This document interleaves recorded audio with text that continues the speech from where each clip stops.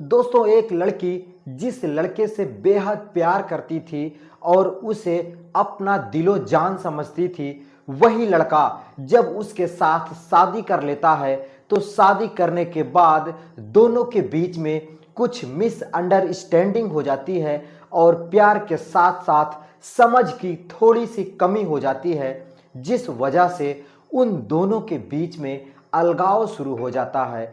यूं कह लो वो लड़का और उस लड़की के बीच में तलाक हो जाता है।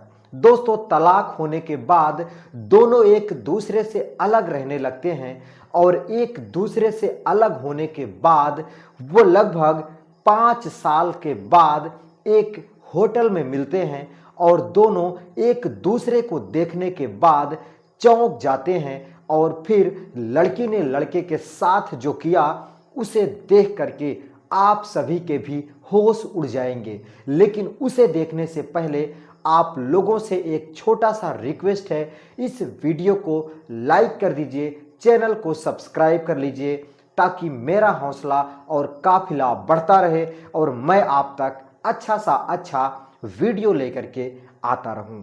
दोस्तों ये कहानी है गांव की। एक छोटे से गांव में आर्यन नाम का एक लड़का रहता था। दोस्तों आर्यन पढ़ने में बहुत अच्छा लड़का था और वो हमेशा से अपने क्लास का टॉप स्टूडेंट हुआ करता था। दोस्तों आर्यन के जो माता पिता थे वो बेहद ही गरीब परिवार से थे और वो आर्यन को बहुत अच्छे स्कूल में तो नहीं लेकिन फिर भी मिडिल क्लास स्कूल में पढ़ाते थे। दोस्तों आर्यन सभी टीचर का चहेता लड़का होता है क्योंकि वो हर समय अपना जो समय होता है वो पढ़ाई में ही व्यतीत करता है। दोस्तों आर्यन के लिए पढ़ाई ही उसका सब कुछ था और वो पढ़ लिख करके अच्छी सी नौकरी करना चाहता है। दोस्तों उसके जो अध्यापक थे वो भी आर्यन का भरपूर मदद किया करते थे और हमेशा उसे अच्छी शिक्षा दिया करते थे और हमेशा से आर्यन को मोटिवेट किया करते थे कि आर्यन पढ़ लिख करके ही जिंदगी बदल सकती है। तुम्हारे माता पिता इतने गरीब हैं, अगर तुम पढ़ोगे लिखोगे नहीं तो उनकी जिंदगी कैसे बदलेगी। दोस्तों आर्यन भी हमेशा किसी शिकायत का मौका अपने माता पिता को नहीं देता था और जब भी उसको टाइम मिलता या जितना भी उसके पास समय होता वो हमेशा अपना समय पढ़ाई में ही बिताने लगता है।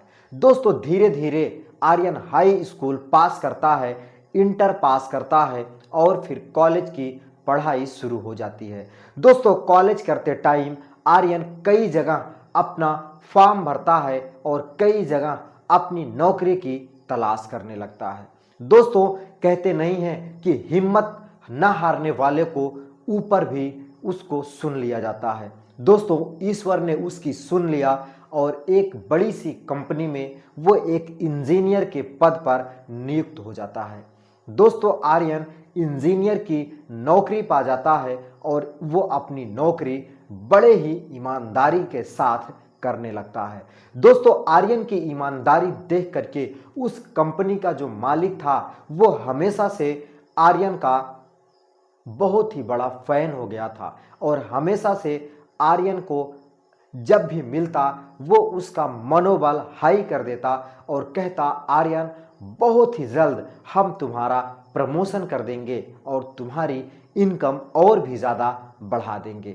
दोस्तों आर्यन अपनी पूरी मेहनत और पूरी ईमानदारी के साथ काम करता। दोस्तों एक दिन की बात है कि आर्यन के जिंदगी में बहुत ही बड़ा परिवर्तन आ जाता है। दोस्तों आर्यन अपने एक दोस्त के शादी में गया हुआ था और वहां उसको एक लड़की पसंद आ जाती है। दोस्तों वो लड़की जिसका नाम साक्षी होता है वो दुल्हन की बहुत ही खास सहेली होती थी। दोस्तों वो अपनी फ्रेंड की शादी में आई हुई थी और दुल्हन के बगल में ही वो बैठ करके वहाँ पे सारा काम करवाती है और जयमाले स्टेज पे जब जाने की बात आती है तो वो दुल्हन को ले करके अपने साथ वो साक्षी उस जयमाल स्टेज पर जाती है। दोस्तों साक्षी को स्टेज पर देख करके आर्यन का जो मन था वो उसके ऊपर मोहित हो जाता है और वो उसे पसंद आ जाती है। दोस्तों साक्षी भी स्टेज से आर्यन को देखती है तो उसकी सादगी और उसके सादेपन पर बहुत ही ज़्यादा फिदा हो जाती है। फिर दोस्तों दोनों की करीबियां बढ़ जाती हैं और दोनों एक दूसरे से बातचीत का सिलसिला आगे बढ़ा लेते हैं। दोस्तों धीरे धीरे उन दोनों का जो मोबाइल नंबर था वो एक दूसरे के पास हो जाता है और दोनों एक दूसरे से बात करने के लिए हमेशा फोन किया करते थे। दोस्तों आर्यन और साक्षी दोनों एक दूसरे से बात बिना किए कोई दिन नहीं बीतता था और वो दोनों एक दूसरे को बहुत ही ज़्यादा प्यार करने लगे थे। दोस्तों ये प्यार बहुत ही कम टाइम का था क्योंकि उन दोनों के बीच में जो मुलाकातें थी वो भी शुरू हो जाती हैं और आने वाले 2 ही 3 महीने के भीतर उन दोनों की शादी हो जाती है। दोस्तों आर्यन और साक्षी की शादी हो जाने के बाद वो दोनों एक दूसरे के साथ बहुत ही ज़्यादा अच्छे से व्यवहार करते थे और अच्छे से पेश आते थे। दोस्तों आर्यन साक्षी को हमेशा प्यार करता था और साक्षी भी आर्यन से बहुत ही ज़्यादा प्यार करती थी। दोस्तों आर्यन धीरे धीरे अपनी नौकरी में और भी ज़्यादा मेहनत से काम करने लगता है और वो 2 घंटे का ओवर टाइम भी करने लगता है। दोस्तों 2 घंटे का ओवर टाइम करके जिस दिन आर्यन घर आता है तो साक्षी उसके लेट होने का कारण पूछने लगती है तो कहता है कि यार हम तुम्हारे लिए ही तो 2 घंटा ओवर टाइम करना शुरू कर दिए हैं। साक्षी ने कुछ नहीं बोला और कहा कि ठीक है, अगर आप ऐसा सोचते हो तो ज़रूर आप अच्छा ही सोचते हो। लेकिन धीरे धीरे आर्यन की जो ऑफिस का वर्क होता है वो बहुत ही ज़्यादा बढ़ जाता है और वो साक्षी को समय नहीं दे पाता है। दोस्तों साक्षी को जब समय नहीं देता तो साक्षी को लगा कि यार ज़रूर बहुत ही ज़्यादा काम होता है, आर्यन थक जाता है जिस वजह से वो मुझे समय नहीं दे पाता है और वो सो जाता है। लेकिन दोस्तों ये सिलसिला लगातार बना रहता है और कई महीने बीत जाने के बाद साक्षी को ये सब बहुत ही बुरा लगने लगा क्योंकि उसका ही पति जब उसके साथ ना ठीक से बात करता है और ना तो ठीक से उसको समय देता है, बस मेहमान की तरह खाना खा करके थका मादा सो जाता है और देर रात तक काम करता है। दोस्तों साक्षी ने आर्यन से ये खुल करके पूछा कि आर्यन ऐसा कितने दिनों तक चलता रहेगा कि हम दोनों एक दूसरे को समय ही ना दे पाएं, अर्थात तुम 12 बजे 1 बजे रात तक काम करते हो और थके हारे आकर के सो जाते हो, ऐसा तो बिल्कुल भी नहीं चलेगा। दोस्तों आर्यन कहा कि यार क्या करूं, अपनी भविष्य के लिए ही, तुम्हारे भविष्य के लिए ही तो ये सब कुछ हो रहा है। अब अगर ऑफिस का वर्क ना करूं तो मैं क्या करूंगा, ऑफिस से निकाल दिया जाऊंगा। लेकिन साक्षी ने कहा कि नहीं, मुझे तो लगता है कि तुम ऑफिस का बहाना करके मेरे साथ समय बिताना ही नहीं चाहते हो। दोस्तों आर्यन को साक्षी की ये बातें बुरी लगी कि कैसे मैं रात दिन मेहनत करता हूँ और जब मेहनत करके जो पैसा मिलता है वो हमारे और इसके भविष्य के लिए ही तो है, तो उसको बुरा लग जाता है और वो जानबूझ करके जिस दिन उसके पास टाइम होता था वो साक्षी को दिखाने के लिए अपने दोस्तों के साथ बिताने लगता है और घर पर नहीं आता है। दोस्तों धीरे धीरे उन दोनों के बीच में बातचीत का सिलसिला धीरे धीरे बंद सा हो जाता है और दोनों एक छत के अंदर रहते हुए भी एक दूसरे के मान के चलो मेहमान बन चुके थे। ना तो साक्षी उससे बात करती और ना ही आर्यन साक्षी से बात करता। दोस्तों फिर धीरे धीरे वो जो समय था वो आ ही जाता है। साक्षी आर्यन से कहने लगती है कि आर्यन, तुम्हारा इस तरीके से नाराज होना मुझे कुछ रास नहीं आता है। कितने महीने हो गए हैं हम दोनों को समय बिताए।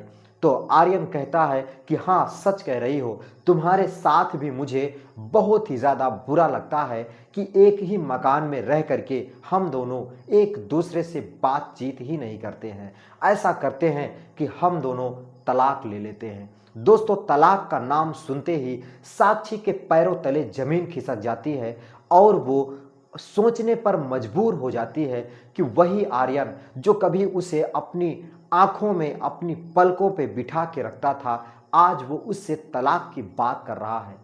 दोस्तों साक्षी ने भी सोचा कि जब आर्यन ही कह रहा है तो मैं पीछे क्यों हटती हूं। दोस्तों उसने भी कहा कि ठीक है, अगर आपको तलाक ही लेना है तो बिल्कुल ये सही समय है कि हम दोनों एक दूसरे से अलग हो जाएं और अपने अपने रास्ते खुद चुन लें। दोस्तों साक्षी भी एक टीचर की जॉब करती थी और वो दोनों एक दूसरे से अलग हो जाते हैं, एक दूसरे का जो रास्ता होता है वो अलग हो जाता है। दोस्तों तलाक होने के बाद साक्षी वापस अपने मायके आ जाती है और वहीं से वो अपना जो टीचर का काम था वो और भी मेहनत से करने लगती है। दोस्तों इधर आर्यन अब जब साक्षी से अलग हो जाता है तो साक्षी को दिखाने के लिए वो दुगनी मेहनत से और भी ज़्यादा मेहनत और भी ज़्यादा लगन से अपनी ड्यूटी करने लगता है। दोस्तों दोनों का जो रास्ता था वो बिल्कुल अलग हो चुका था और दोनों अलग होने के बाद भी एक दूसरे को भुला ही नहीं पा रहे थे। दोस्तों आर्यन जब भी वो रात को उसको समय मिलता तो वो साक्षी के बारे में ही सोच सोच करके अपने आंसू बहाता और बहुत ही ज़्यादा दुखी हो जाता। दोस्तों उधर साक्षी का भी वही हाल था कि जब भी उसको समय मिलता तो वो रोती और आर्यन को याद करके बहुत ही ज़्यादा दुखी होती। दोस्तों दोनों एक दूसरे को चाहते हुए भी अलग हो जाते हैं, इस बात से दोनों को बहुत ही ज़्यादा दुख होता है। दोस्तों फिर धीरे धीरे समय बीतता चला जाता है और एक समय ऐसा भी आता है कि जब उनको अलग हुए 5 साल हो जाते हैं। दोस्तों इन 5 सालों में न जाने उन दोनों की जिंदगी में कितने उतार चढ़ाव आए, लेकिन दोनों एक दूसरे से कभी भी मिल ही नहीं पाए। दोस्तों फिर इत्तेफाक की बात देखो, एक शाम जो कि हल्की हल्की बारिश भी हो रही थी और मौसम बहुत अच्छा था, आर्यन चाय पीने के लिए एक होटल के अंदर जाता है और उसी होटल में एक चाय पीती हुई महिला बैठी होती है। दोस्तों आर्यन पीछे से जब उस महिला को देखता है तो उसके जो बाल थे और उसकी जो शरीर की बनावट थी वो आर्यन को थोड़ी सी जानी पहचानी लग जाती है। दोस्तों आर्यन जब उसके करीब जाता है तो वो कोई और नहीं बल्कि साक्षी ही थी जो 5 साल पहले आर्यन ने उससे तलाक ले लिया था। दोस्तों साक्षी भी जब आर्यन को देखती है तो वो भी चौंक जाती है और आर्यन भी जब साक्षी को देखता है तो इसके भी होश उड़ जाते हैं। दोस्तों फिर बड़ी हिम्मत करके आर्यन ने साक्षी से बात करने की कोशिश की और बोला कि साक्षी तुम्हारी जिंदगी में क्या चल रहा है और तुम कैसी हो। साक्षी कहती है ठीक हूँ, मेरी जिंदगी में बहुत कुछ उतार चढ़ाव आए लेकिन अभी भी मेरी जिंदगी ठीक ही चल रही है। और साक्षी ने भी आर्यन के बारे में पूछा और उसकी ज़िंदगी में क्या चल रहा है उसने भी पूछा और साक्षी ने कहा कि आर्यन क्या तुमने शादी तो कर ही ली होगी, तुम्हारे बच्चे कितने हैं। तो आर्यन के आंखों में आंसू आ जाता है और कहने लगता है कि साक्षी तुम जब से मुझे छोड़ करके मायके आई हो तब से ना जाने कितने दिन मैंने कितनी रातें रो करके गुजारी हैं, मुझे नींद नहीं आई है। तुम्हारी याद ही ऐसी है कि मैं किसी भी दिन बिना तुम्हें याद किए मेरा कोई दिन नहीं बीतता। दोस्तों वही हाल साक्षी का था और साक्षी के आंखों में भी आंसू आ जाते हैं। फिर आर्यन और साक्षी एक दूसरे से अलग होने के बाद भी जब उस होटल में मिलते हैं तो फिर से एक दूसरे के साथ समय बिताने की बात करते हैं। दोस्तों आर्यन कहता है कि साक्षी एक बार फिर से मैं तुम्हें अपनाना चाहता हूँ, इस बार हम और भी ज़्यादा तैयारी के साथ हम तुम्हारे साथ रहने के लिए तैयार हैं। दोस्तों साक्षी भी आर्यन के गले लग जाती है और उसके साथ अपने फिर से आर्यन के घर आ जाती है और एक दूसरे के साथ दोनों हंसी खुशी रहने लगते हैं। दोस्तों ये थी कहानी आर्यन और साक्षी की। आपको कैसी लगी कमेंट करके ज़रूर बताइएगा। अगर कहानी ज़रा भी अच्छी लगी हो तो इस वीडियो को लाइक करिएगा, चैनल को सब्सक्राइब करिएगा। मैं मिलता हूँ फिर किसी नई कहानी के साथ किसी नए वीडियो में। तब तक के लिए दोस्तों नमस्कार।